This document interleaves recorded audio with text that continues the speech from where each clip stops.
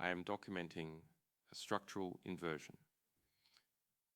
On December 17th, 2025, Julian Assange filed a criminal complaint in Sweden against 30 individuals associated with the Nobel Foundation, not against an institution in abstract terms, but against specific officers, administrators, fund managers, and committee members whose signatures, approvals, and procedural silence converted what Alfred Nobel designed as an instrument of peace into what Assange now identifies as a financial mechanism for war. The charge is not symbolic. It is forensic, gross misappropriation of funds, facilitation of war crimes and crimes against humanity, financing the crime of aggression under Swedish law. These are not political accusations. These are legal categories with jurisdictional weight, filed with Sweden's Economic Crime Authority and War Crimes Unit. What I observe here is not protest, it is the documentation of a permission structure. I am proposing permission structure. There was arrive individual details with aceitas. The subject is the 2025 Nobel Peace Prize awarded to Venezuelan opposition leader María Corina Machado. The stated reason from the Nobel Committee: recognition of her work promoting democratic rights and advocating for peaceful transition from dictatorship to democracy. The award ceremony proceeded in October. The medal was presented. The monetary prize, 11 million Swedish kronor, approximately $1.18 million USD, awaits final disbursement.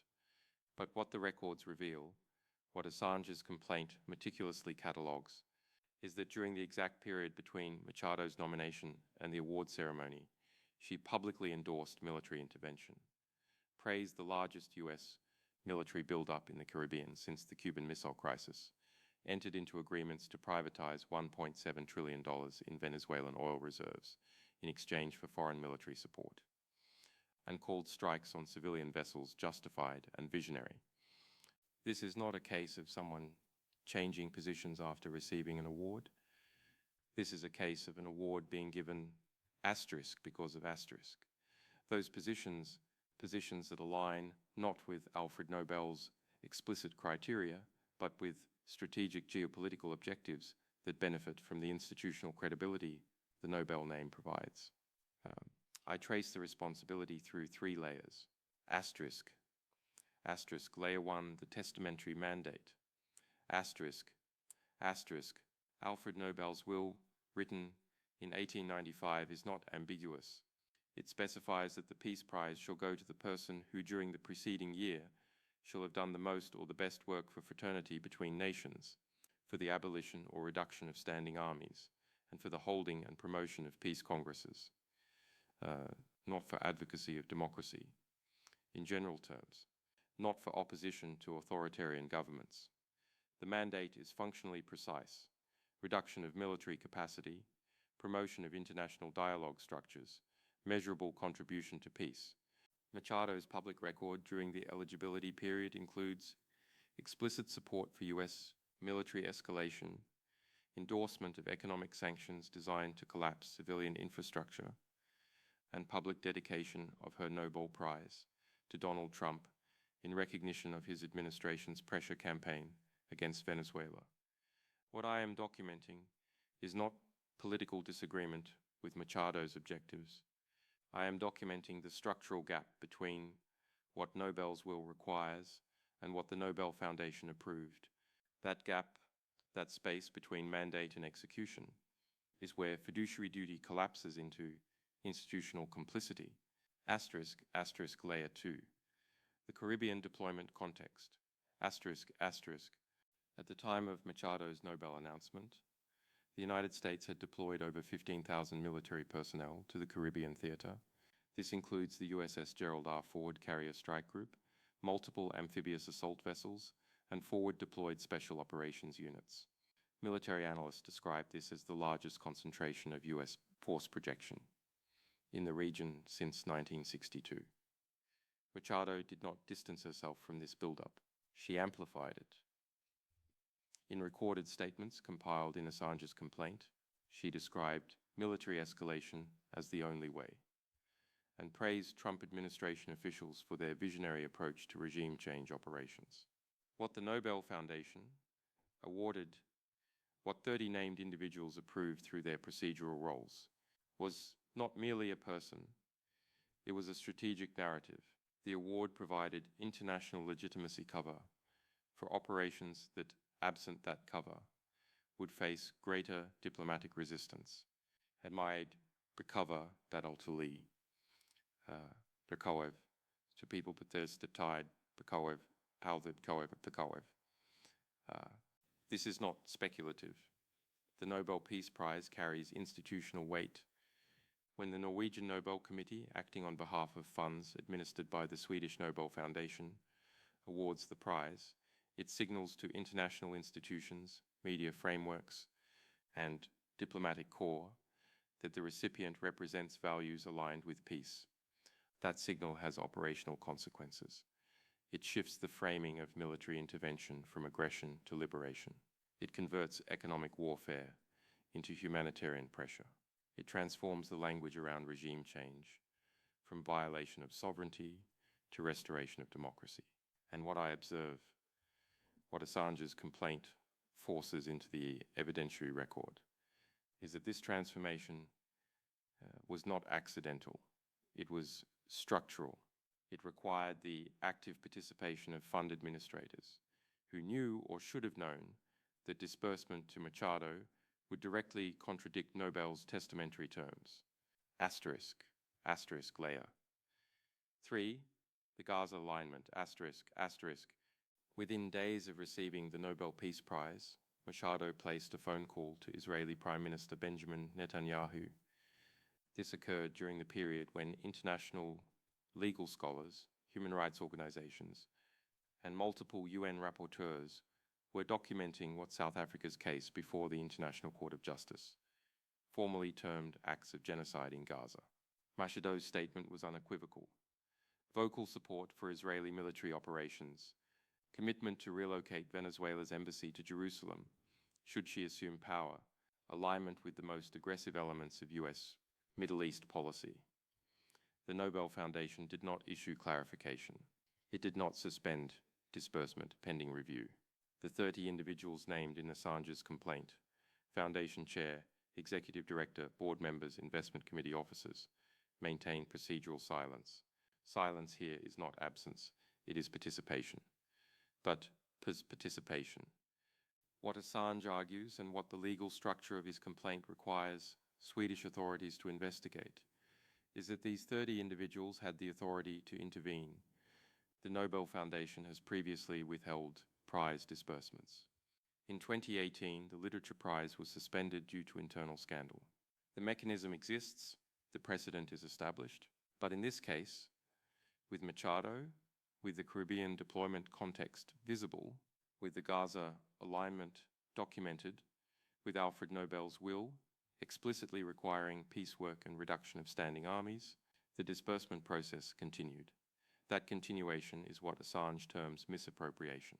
Not because the funds are being stolen in a traditional sense, but because they are being deployed in a manner that inverts Nobel's stated purpose.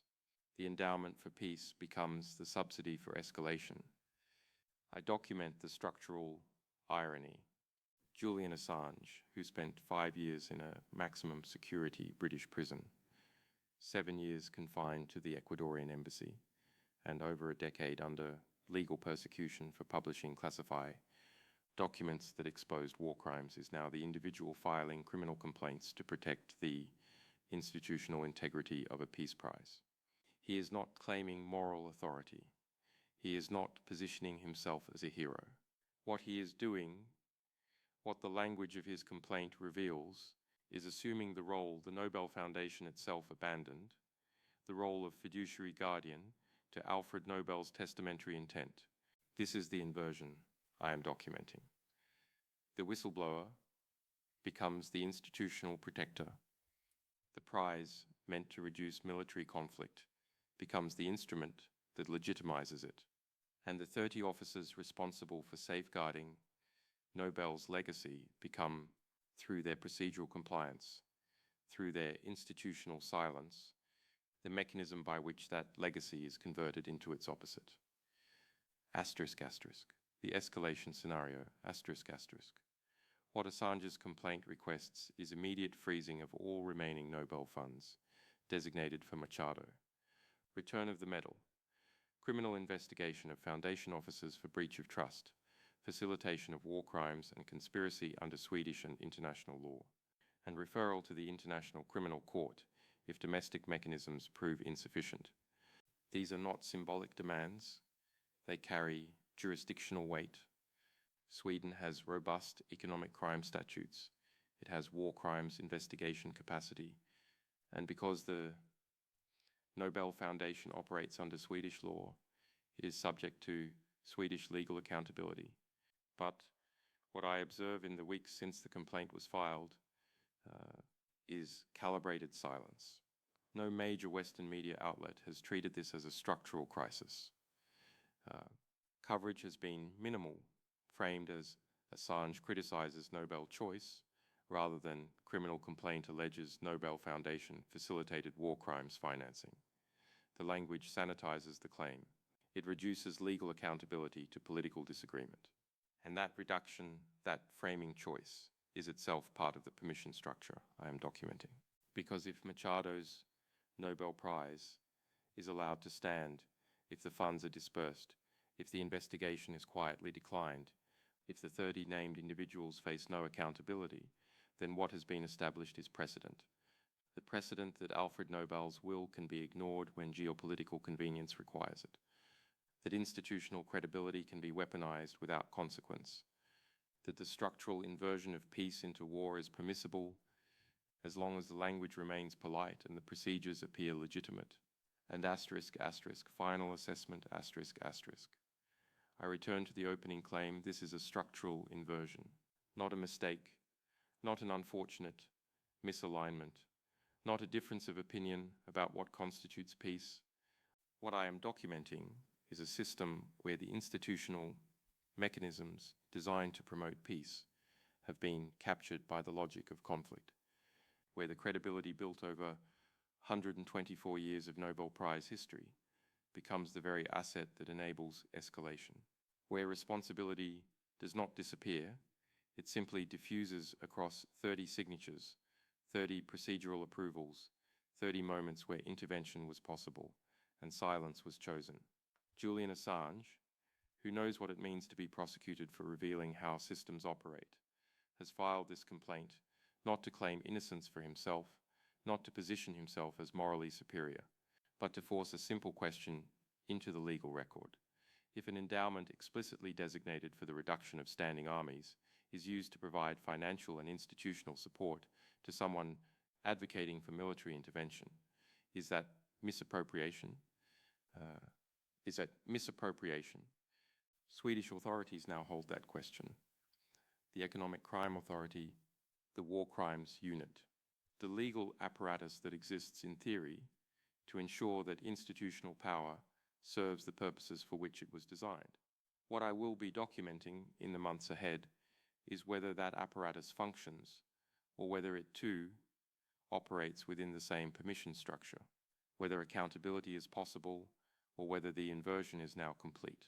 Because if this complaint is dismissed, if the funds are dispersed, if the 30 named individuals face no consequence, and the Nobel Foundation issues no structural reform, then what will have been documented is not merely the corruption of one award.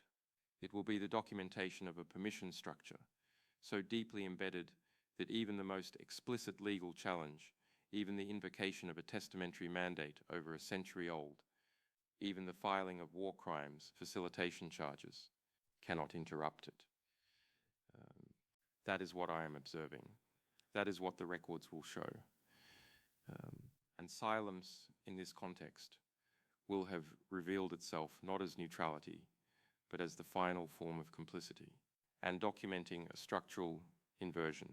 On December 17, 2025, Julian Assange filed a criminal complaint in Sweden against 30 individuals associated with the Nobel Foundation. Not against an institution in abstract terms, but against specific officers, administrators, fund managers, and committee members whose signatures, approvals, and procedural silence converted what Alfred Nobel designed as an instrument of peace into what Assange now identifies as a financial mechanism for war. The charge is not symbolic. It is forensic.